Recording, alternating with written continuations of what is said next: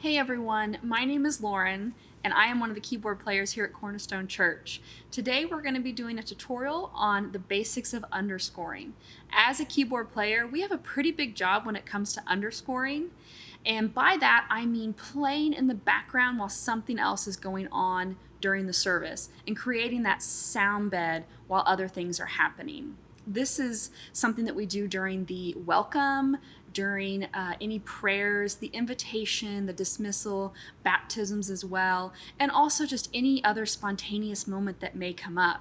I know when I first started playing, I would come very prepped and very solid in the 4 or 5 songs that we were doing, but I would be completely lost when it came to those transitional moments. So that is when we started learning underscoring. So let's get started.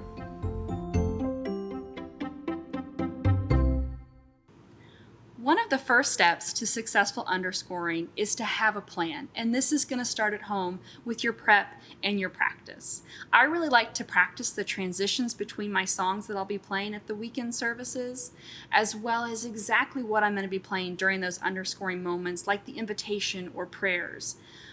I would also encourage you to write down exactly what you plan to play on a note that you can reference during the service so you don't forget all your prep work and your plan.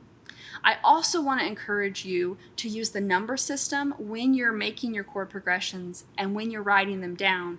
That way you can easily transfer that into any key and you don't have to rewrite it all the time. Once you have a few of these down and you've used them a few times, you'll probably have them memorized and you won't have to refer to those notes quite as much. The number system at its very basic, for example, in the key of C, our root chord, our number 1 chord, is going to be a C. 2 will be D, 3 will be E, 4 will be F, 5 will be G, 6 will be A, and 7 will be B.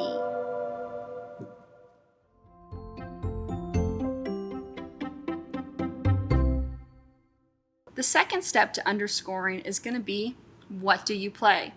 When I'm underscoring, I like to start out very, very simple, and I like to start out very slow in my playing.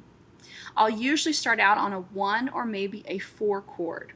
I might just start out simply hitting that chord and just waiting and going back and forth on a 1 and a 4, and you can do this for quite a while you're trying to feel out the moment and see where the speaker is going before moving on in your chord progression. As the speaker continues, I like to add in a little melody in my right hand, something very simple, maybe 1 or 2 notes, very slow, and I also like to keep it very repetitive. The slower and the less busy and the more repetitive you play, it is going to be a lot easier to continue that for a longer period of time without the congregation feeling very fatigued by what you're playing. As the speaker builds, sometimes I will change up the little melody a little bit or add a little bit, and then as I can tell they're wrapping it up, I like to bring it back down to maybe just those simple chords again as they're ending. When it comes to underscoring, I like to remember that less is more. When you keep your playing super sparse, it really allows you to play for a longer period of time without drawing a lot of attention to yourself. I will sometimes feel like in my playing that I've had a 30-second gap in between one chord and the next, when in reality it's only been 3 seconds. We usually feel like we're playing slower than we are, so I would encourage you to try to become comfortable in that space between your chords and that space in the movement of what you're playing. When I'm playing, I usually like to keep my right hand right around middle C. I'll go up higher very sparsely, but I like to keep it lower most of the time. In my left hand, I might just play a simple 1 note. I rarely would play a big octave. I do sometimes play the 5th, which is just your root note and then the 5th of that chord. In the key of C, it would just be playing a C and a G in my left hand. And then I might just add in a simple melody in my right hand. And again, just getting really comfortable with that space in between. Sometimes in my right hand, it might be as simple as one note.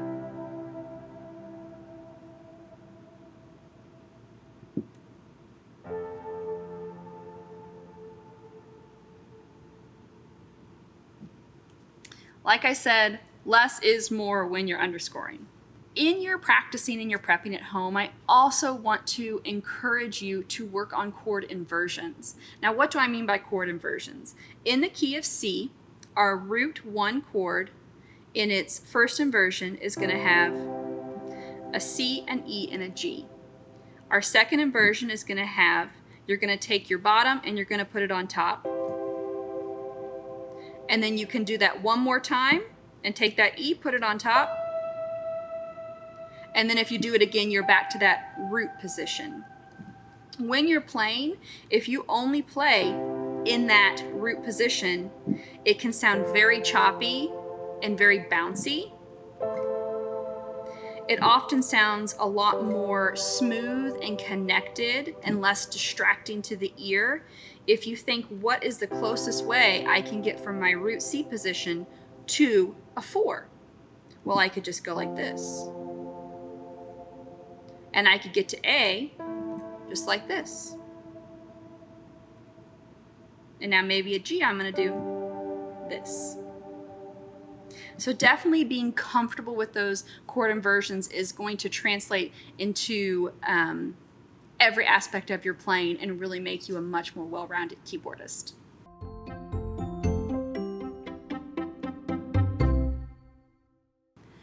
I would say the third step to underscoring is understanding that different chords have different emotions attached to them. As the keyboard player, we want to support whatever is going on in the room and give off an emotional ambiance that's appropriate at that moment. We really want to be felt and not heard while we're underscoring. For example, if we are underscoring behind something that is super happy and joyful and our underscoring is very somber, it's really not going to be appropriate and it's not going to support whatever that speaker is saying. And vice versa, if someone is giving a really heartfelt story about a loved one's illness or something very emotional, we want to use a more somber tone, maybe a slower tone. And that requires listening to what the speaker is saying so that we can follow along and make appropriate decisions in our chord changes. For example, in the key of C, our 1 chord is going to be our root chord, and it's really always going to feel like home. It has a very uplifting feeling, a very resolved feeling. Our 4 chord has a very similar feeling. It's very hopeful. It also kind of has that resolved feeling, and you can go back and forth on a 1 to a 4 while you're trying to figure out where the speaker is going for quite a while. When you move to your minor 6, that's going to have a very somber feeling. It's going to have a very different emotion attached to it. So I like to listen to what the speaker's saying, and if they're going on a very heartfelt story, I'm going to use those minors quite a bit more. The 5 chord,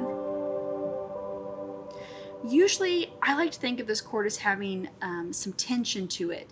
It's not resolved. It's a what's next. So if I'm using this, I might end here if the speaker is going on to kind of another topic, and then I'll maybe circle back in my chord progression to my 1. If I am going to end my underscoring and the band is going to be leaving the platform, I'm always going to end on a 1 or sometimes a 4 depending on what song we've just played. I never want to stop on a 5 and that be the end of what I'm playing. I will occasionally end on a 5 chord if I'm going right into another song and I practice that transition and it sounds really good. But generally you don't want to hang on that 5 chord for a very long amount of time.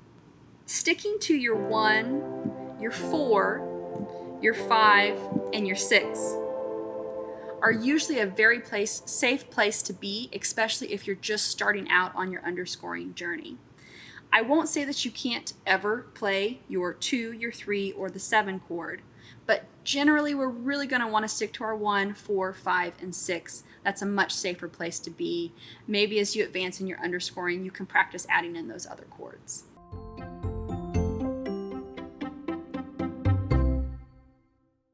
The 4th step to underscoring is to not distract. While we're up here playing behind a speaker, we definitely don't want people to be listening to us instead of what's going on in the room. By practicing and prepping and writing down those progressions at home, you're going to be a lot less likely to be distracting because you're going to be a lot less likely to hit wrong notes. We also want to know when we're expected to play and when we shouldn't be playing. This is another way to keep us from being distracting. Our services are usually pretty predictable, but if you have any doubt, please don't hesitate to ask a worship leader when you should be playing and when you shouldn't be playing. This really comes into play when we're doing a special service or a special event.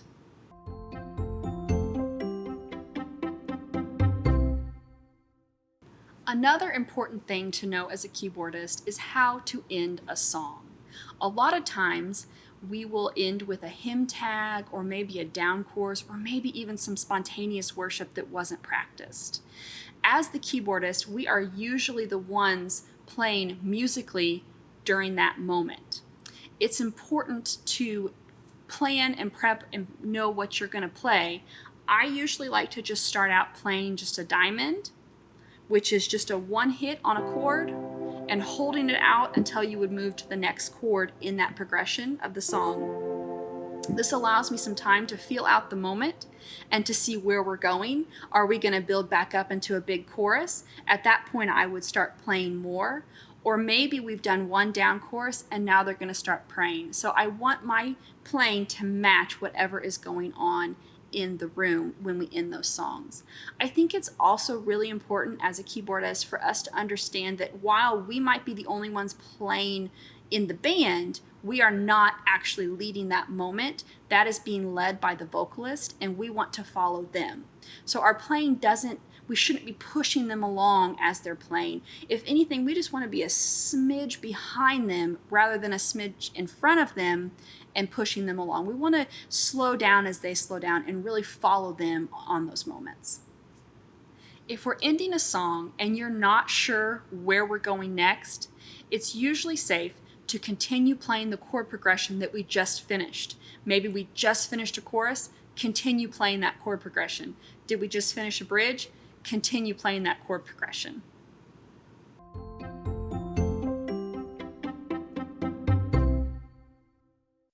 Here's an example of something that I would play while I was underscoring. This is going to be in the key of C. I like to start on my one chord most of the time. Then I'll start moving towards my 4.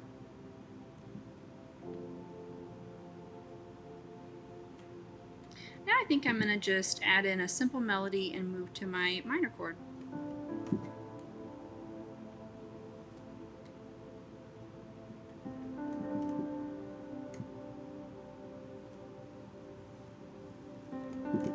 Now I'm probably going to circle back and do that chord progression a second time.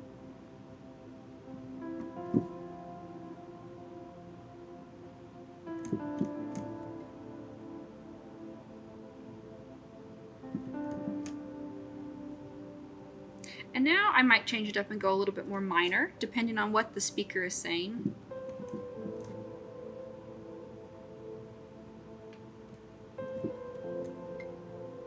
Something really repetitive is usually best.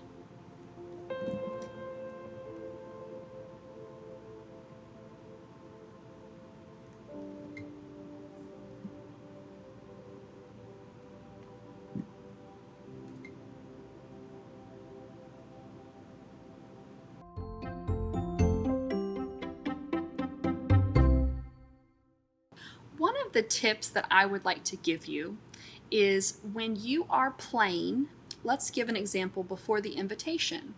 I really do not like to play a progression from the song that we are going into. If we're going to go right into a song after the invitation, I want to use a different chord progression while I'm underscoring the invitation. I don't want to play any kind of melody from the chorus we're going to go into in that next song, and I certainly don't want to play any of the intro. The reason for this is I feel like the listener is already bored with your chord progression before they've even heard that next song. Instead, I want that next song to feel fresh and new and like a new section in the service.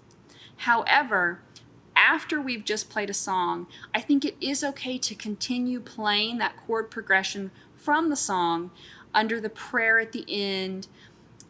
I would just stay away from playing any obvious melody lines, because again, the listener is going to start listening to you and maybe singing along to that melody in their head instead of listening to the prayer. So if you are going to play something from the song we just finished playing, keep it very simple, maybe just playing your diamond chords with very little movement. Another thing that I would keep in mind is if we've just finished a super upbeat song, it's probably going to be appropriate to really slow down your tempo when you're playing after the song. Well, thanks for watching, and I am so excited, and I can't wait to see how you grow in your underscoring as a keys player. It really is so important and so vital to the team and the flow of a service. It's such an important job, and I hope you love it as much as I do and enjoy the journey of learning to underscore.